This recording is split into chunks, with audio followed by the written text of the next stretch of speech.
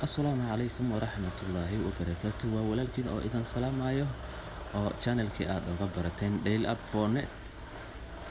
Haddana waxaan idigu soo bandhigayaa sida xagga gargaarka xayawaanka sida ninkan bal oo ugu gargaaraya bisada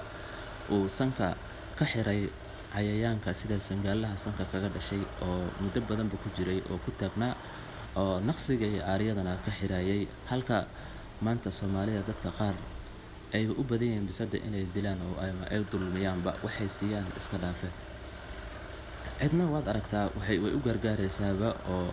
xagga caafimaadkeedii iyo daryeelkeedii ayay ka waraysaa markaad xayawaanka aad u gargaarto adigana Ilaahay ku naxariistaa oo kaalmadaada cid walba oo kugu soo dhiibaya marka bal arag bisada sidoo ninkan uga soo saaraya sangaalaha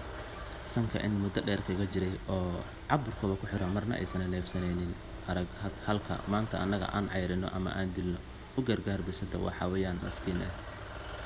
bal arag xajmiga intuu la eegay bahalka sanka laga soo saaray intuu la eegyahay u gargaar bisadaha caawi